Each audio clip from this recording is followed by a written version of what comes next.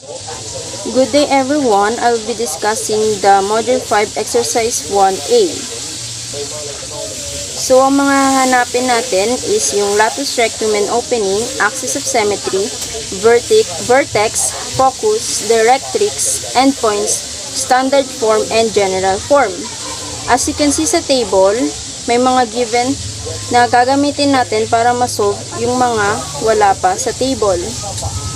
So, ang una nating isosolve is yung row 1 or yung first row. Ang hinahanap dito is yung latus rectum and opening, axis of symmetry, directrix, endpoints, and standard form tsaka general form.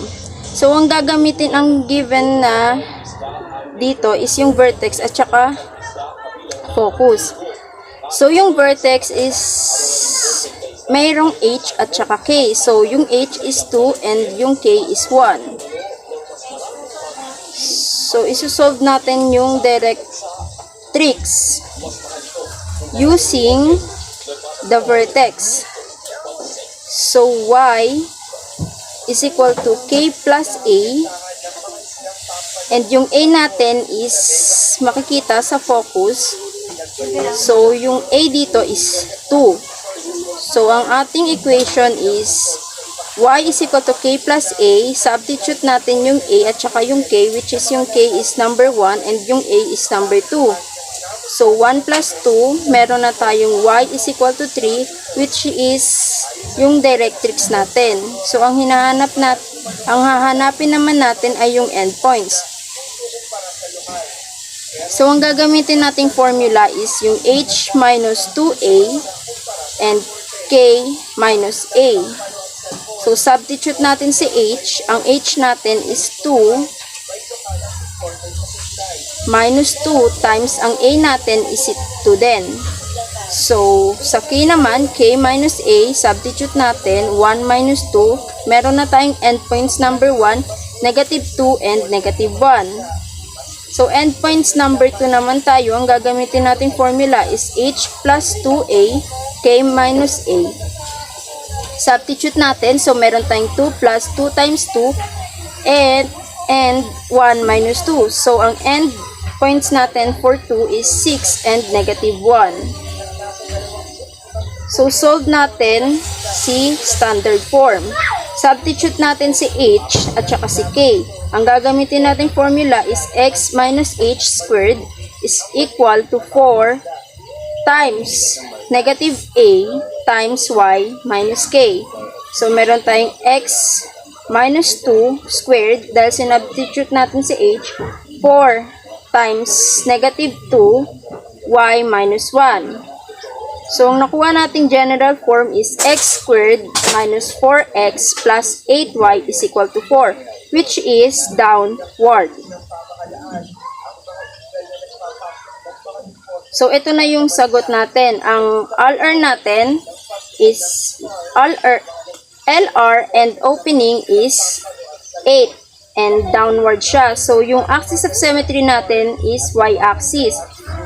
Ang directrix natin na nasolve kanina is y is equal to 3. So, y minus 3 is equal to 0. Ang endpoints natin is negative 2 and negative 1, 6 and negative 1. So, ang standard form is x minus 2 squared is equal to 4 times negative 2 plus y minus 1. Ang standard form natin is x squared minus 4x plus 8y minus 4 is equal to 0. So, sa second row naman tayo. Ang second row is, ang given naman is vertex 2 and 3 at directrix y minus 6 is equal to 0. So, gagamitin natin yan para ma-solve ang second row. So, una nating isa-solve is yung focus. Ang gagamitin nating formula is h and k minus a. Yung h natin is 2 and yung k natin is 3. So, substitute natin, which is yung 2 is h, tapos yung k is 3. Saan natin nakuha yung a? So, ito yung ginamit natin. Y is equal to k plus a, y is equal to 6. So, yun yung nasa na given na to. So 6 is equal to k plus a, tapos transpose a is equal to 3. So may a natin. Substitute natin siya. So ang nakuha natin is 0. 2 and 0 ang focus natin. To solve the endpoint, gagamitin natin formula is h minus 2a and k minus a. So substitute ulit. 2 minus 2 times 3 and 3 minus 3. So yung endpoints 1 natin is negative 4 and 0. Ganon din yung gagawin natin sa endpoints 2. Ang gagamitin natin h plus 2a, k minus a. Substitute lang natin 2 plus 2 times 3 and 3 minus 3. So ang endpoints natin is 8 and 0.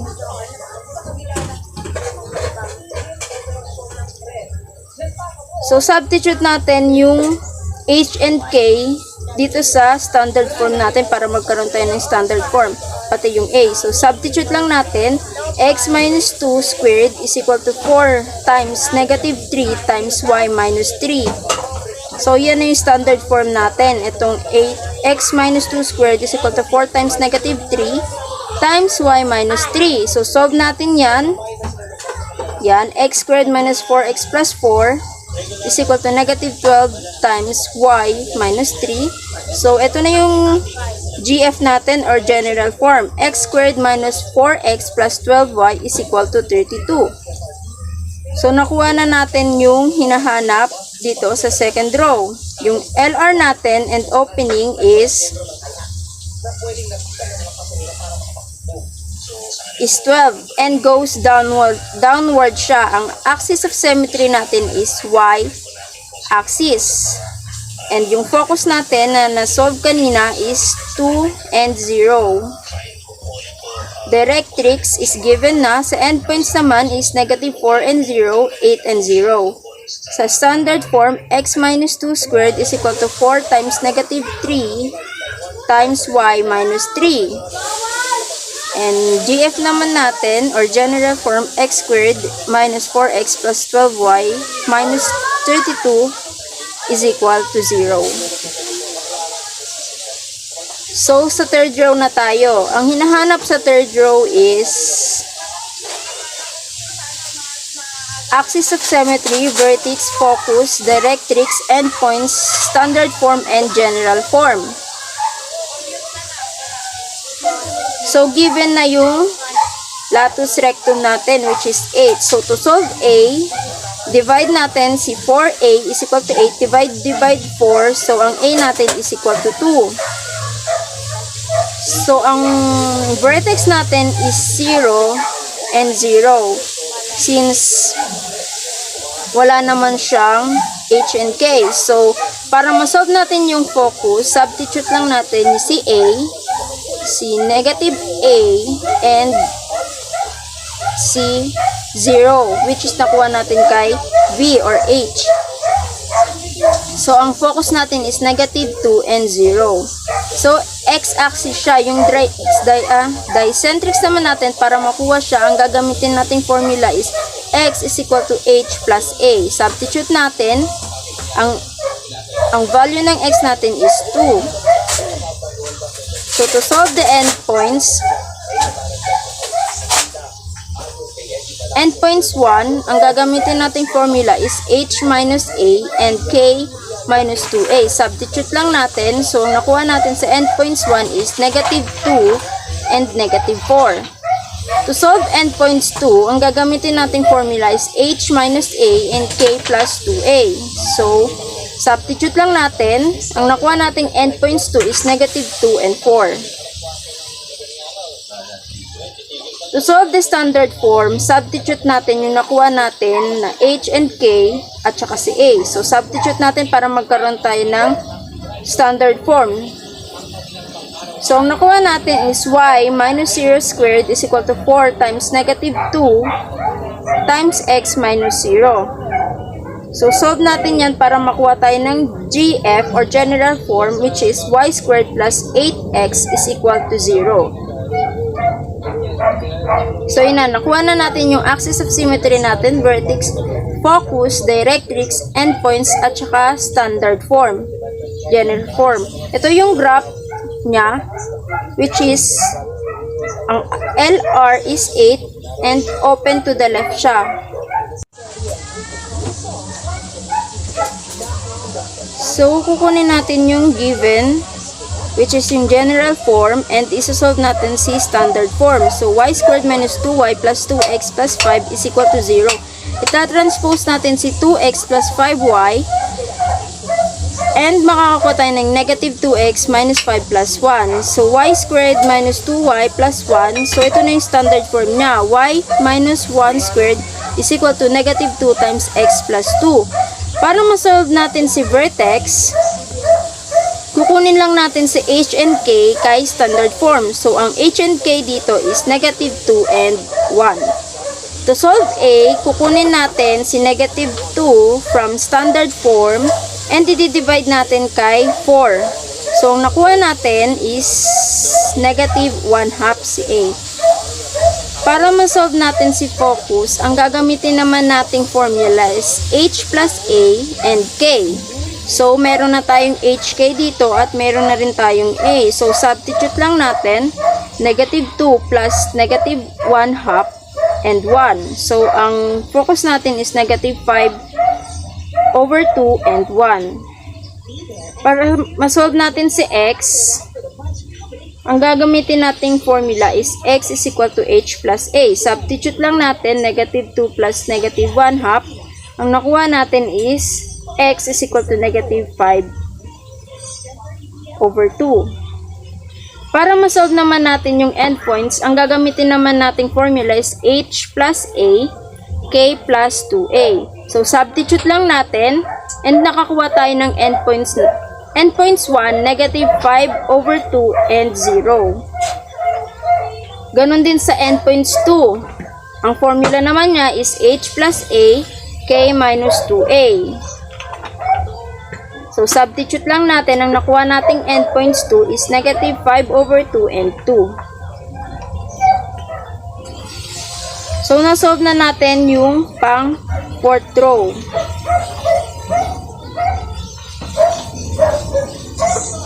Na-solve na natin yung pang 4th row. Yung vertex is negative 2, 1, negative 5/2, 1 yung focus.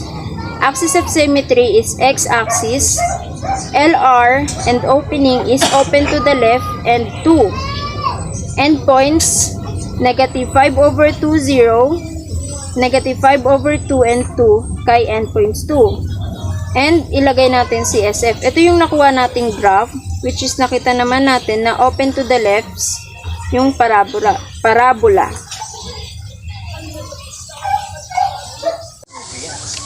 So, ang given kay 5th row is si standard form. So, to solve GF, gagamitin natin si standard form, which is x squared is equal to 4 times y plus 3. So, ang nakuha nating general form is x squared minus 4y is equal to 12. Ang vertex natin is 0 and negative 3. So, to solve focus, ang gagamitin nating formula is h and k plus a. So, substitute lang natin. Nakakuha tayo ng 0 and negative 2. Para ma-solve natin si a is kukunin natin si 4 from general form. And divide by 4. Ang value ng a natin is 1. So, meron na tayong h and k na galing kay vertex at meron na tayong a. Substitute lang natin to para makuha natin si endpoints 1 tsaka si endpoints 2. Substitute natin 0 plus 2, 1 and negative 3 plus 1. So, ang ginamit na formula dito is h plus 2a or 2 times a and k plus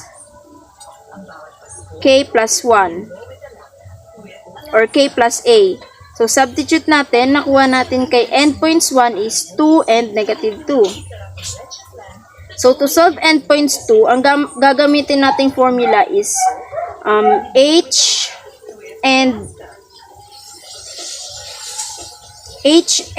negative 2a and k plus A. So, nakuha nating endpoints 2 is negative 2 and negative 2.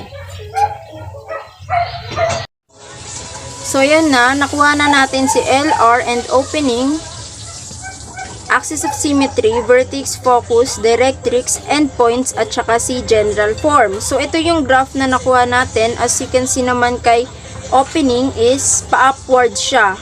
And ang LR niya is 4. So, for exercise 1B, write the equation of the parabola satisfying the given conditions. Number 1.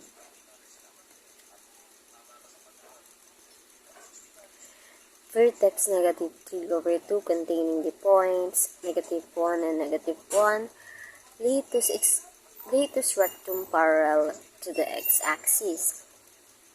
General form. For the general form is y is equals to ax squared plus bx plus c, and y is equals to negative 3 over 2, y is equals to ax squared plus b, x plus c, then y is equals to a times x minus negative 3 over 2 squared plus 2. So, for the substitution of x and y, where x is negative 1 and y is equals to negative 1, y is equals to a times x minus negative 3 over 2 squared plus 2. So, we have to substitute the y and the x. So, the result is negative 1 is equals to a times negative 1 minus negative 3 over 2 squared plus 2. So, to substitute the negative 1 and minus the negative 3 over 2, the result is negative 1 is equals to a times 1/4 plus 2. Then we have to move the plus 2 so we can know the equivalent of a. So, negative 1 minus 2 is equals to 1 over 4a. So, negative 1 minus 2 is equals to 3. So, negative 3 is equals to 1/4 a. And the equivalent of a is negative 12. So, for the substitution of a, where a is equal to negative 12, y is equals to negative 12 times x minus negative 3 over 2 squared plus 2. Then, next we have to multiply the squared to the x and negative 3 over 2. So, y is equals to negative 12 times x squared plus 3x plus 9 over 4 plus 2. So, the next step is we have to use the FOIL method. We have to multiply the negative 12 sa naka-parenthesis. So, ang magiging sagot niya ay y is equals to negative 12x squared minus 3x minus 108 over 4 plus 2. So, to simplify the 108 over 4, we have to divide them. 108 divided by 4. So, the answer is 27. ang magiging sagot doon ay y is equals to negative 12x squared minus 36x minus 27 plus 2. So, negative 27 plus 2 is equals to negative 25. So, ang magiging sagot natin ay y is equals to negative 12x squared plus 36x minus 25.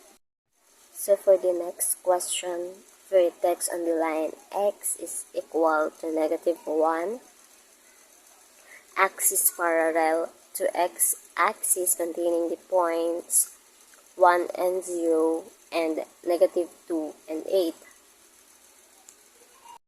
So, for the equation, we have x minus h squared is equals to 4 times negative a times y minus k. So we have to substitute the x and the point 1 and 0. So, ang sagot ay 1 plus 1 squared is equals to 4 times negative a times 0 minus k. So, the answer is 4 is equals to 4ak.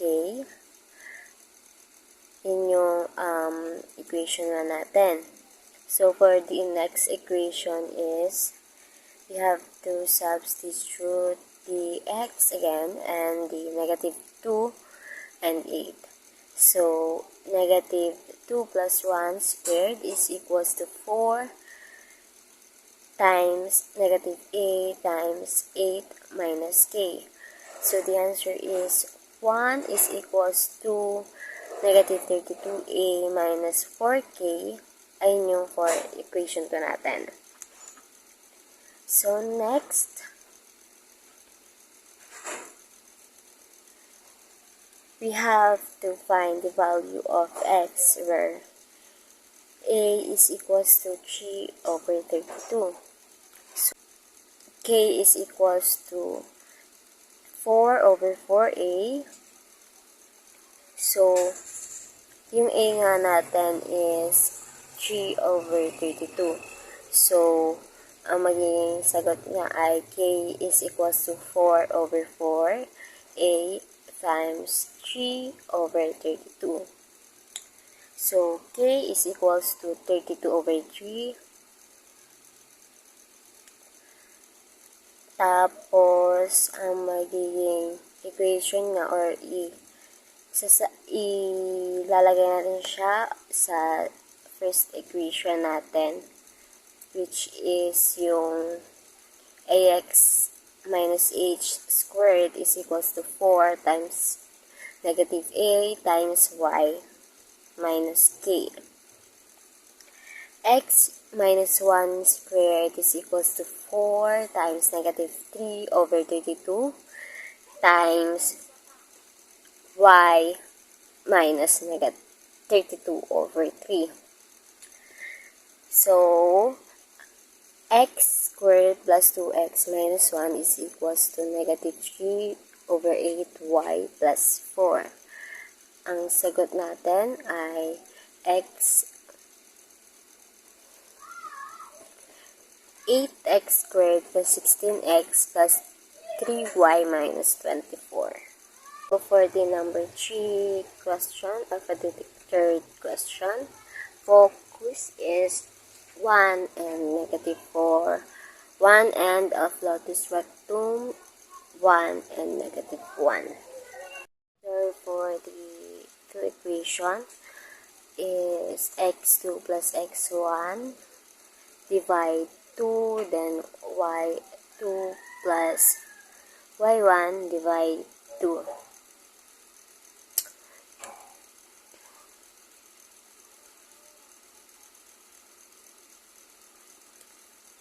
So,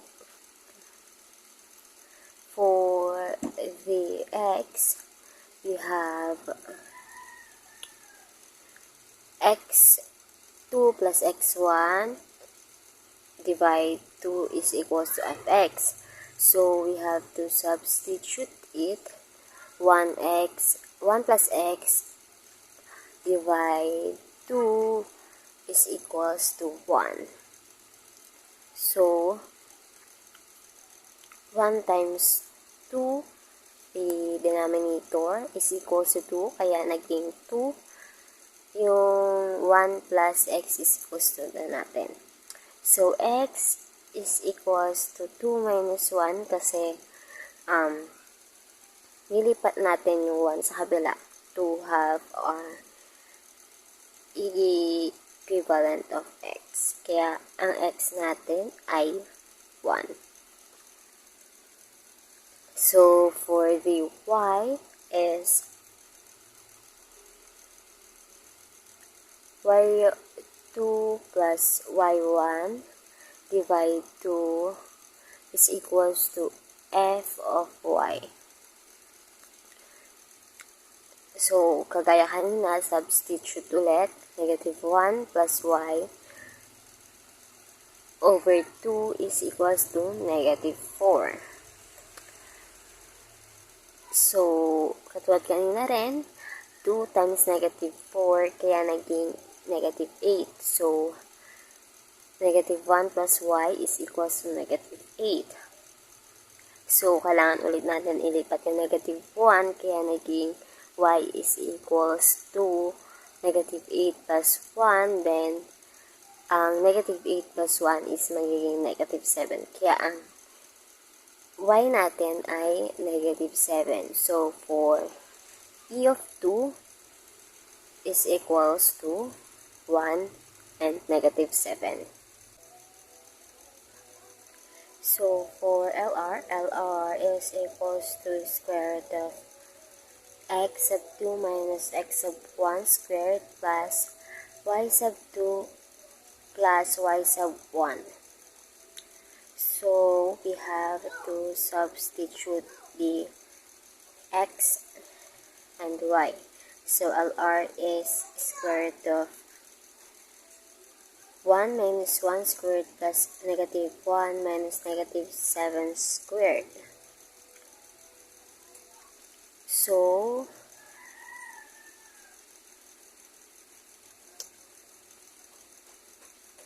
negative 1 minus 1 is equals to 0 and negative 1 minus negative 7 is equals to 6. So, 0 squared plus 6 squared is cancellation of 0 squared kasi hindi naman na siya may squared kasi 0 nga yung whole number niya.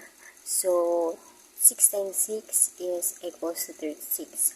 So, ang square root of ng 36 ay 6. Kaya ang LR natin ay 6. So, for A naman is 6 is equals to 4A. So, kailangan natin para makuha natin yung A, kailangan natin i-divide ang 4A sa 4 at 6 sa 4. So, ang A natin ay 6 over 4. Pero, kailangan natin siyang i-simplify kasi pwede pa siyang, meron pa siyang least common denominator. So, ang sagot ay 2 over 3. So, para sa ating SF ay ang vertex natin ay negative 1 over 2 and negative 4. So, ang SF natin ay y plus 4 squared is equals to 6 times x plus 1 half. So, For the fourth question, x is parallel to y-axis passing through -1 and -1, 0 and 0, and -3 and 3. So but for the points -1, -1, y is equals to ax squared plus bx plus c. So we have to substitute our x and y again. So -1 is equals to a times -1 plus b times -1 plus c. So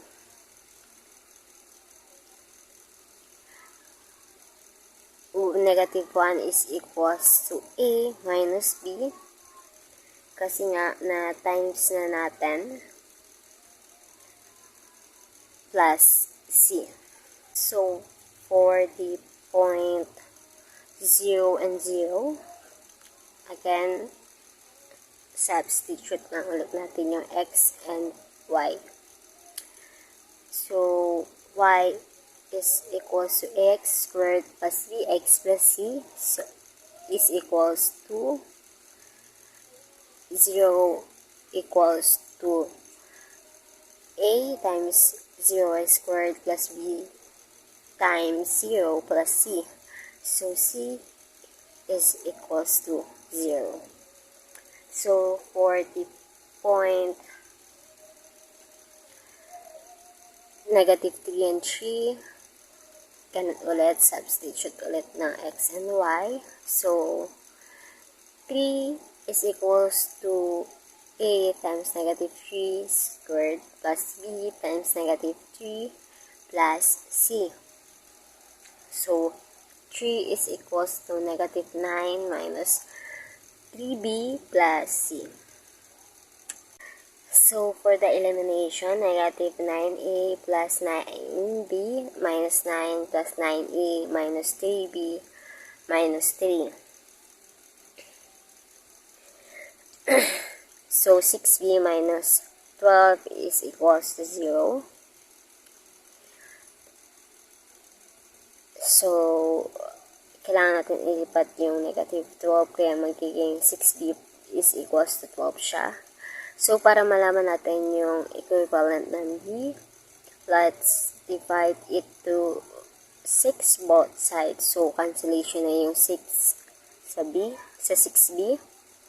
So, 12 divide 6 is 2. So, b is equals to 2. So, for the substitution, 3 is equals to 9a minus 3b plus c. So, we have to substitute b and c to 2 and 0. So, 3 is equals to 9a minus 3 times 2 is equal plus 0. So, 3 is equals to 9a minus 6. So, 3, kailangan natin ilipat yung -6 sa 3 para makuha natin yung equivalent ng 9 ng a. Sorry. So, 3 plus 6 is equals to 9. So, 9 is equals to 9a. So, pag ganyan, kailangan natin i-divide sa 9 para makuha natin yung a. So, i-divide natin siya sa both sides sa 9. So, 9 divide 9 is equals to 1. So, a is equals to 1. So, pag sinubstitute natin yung a, b at c sa 1 where a is equals to 1, b is equals to 2, and c is equals to 0, ang magiging sagot ay y is equals to x squared plus 2x. The last question, vertex point 0 and 0, 1 and point of lot P latus rectum y is equals to 3 opening upward. Based on the given, our focus is on the point 0 and 3.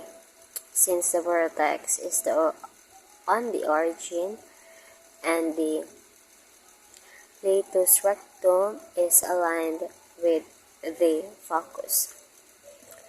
So, y is equals to a x squared plus bx plus c. So, ang 3 natin ay, ang y natin ay 3, ang x natin ay 0 and 0. So, 3 is equals to a times 0 and 0 squared plus 0. So, cancel out na kasi puro 0 naman. Wala naman siyang may e squared sa 0. So, a is equals to 3. So, for the substitution, y is equals to ax squared plus bx plus c. So, substitute natin yung a, b, and c. So, where a is equals to 3,